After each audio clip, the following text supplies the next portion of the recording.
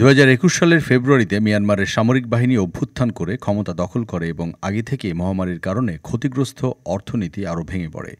বিশ্বব্যাংকের মতে মিয়ানমারের প্রায় অর্ধেক মানুষ এখন দারিদ্র্যসীমার নিচে বসবাস করছে। একদিকে খুব দ্রুতই দেশটিতে দ্রব্যমূল্য বৃদ্ধি পায় এবং অন্যদিকে অনেক ডাক্তারের মাসিক বেতন, যা আগে $৪১৫ সমান ছিল, পাল্লা দিয়ে কমতে থাকে। অভ্যুত্থান ও পরবর্তী গৃহযুদ্ধ মিয়ানমারের অর্থনীতিকে বিপর্যস্ত করে তুলেছে।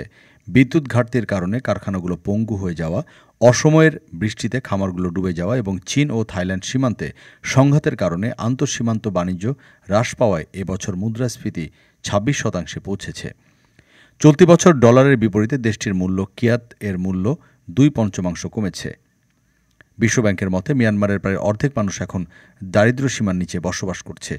এই বিপর্যয় মিয়ানমারের ডাক্তার, নার্স, শিক্ষক এবং অন্যান্য শিক্ষিত পেশাজীবী নারীদেরও পতিতাবৃত্তিতে জড়িয়ে পড়তে বাধ্য করেছে।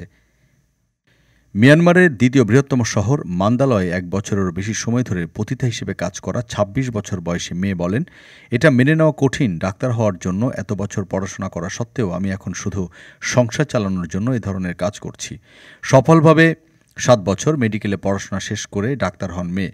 পরীক্ষায় পাশের ১ মাসের মধ্যেই তিনি একটি চাকরি পান, তবে কিছুদিনের মধ্যেই তার স্বপ্নগুলো ফিকে হয়ে যায়। এছাড়া তার বাবা কিডনি রোগে ভুগছিলেন। সব মিলিয়ে মেয়ে খুব হতাশ হয়ে পড়েন।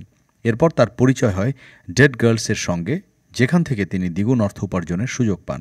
অর্থের পরিমাণ ছিল খুব লোভনীয়, তবে এজন্য তাকে এমন কিছু করতে হবে তা মেনে নেওয়া মোটেও সহজ বা সুখকর নয়, কারণ ভিন্ন নামে হলেও কাজটি ছিল মূলত পতিতাবৃত্তি।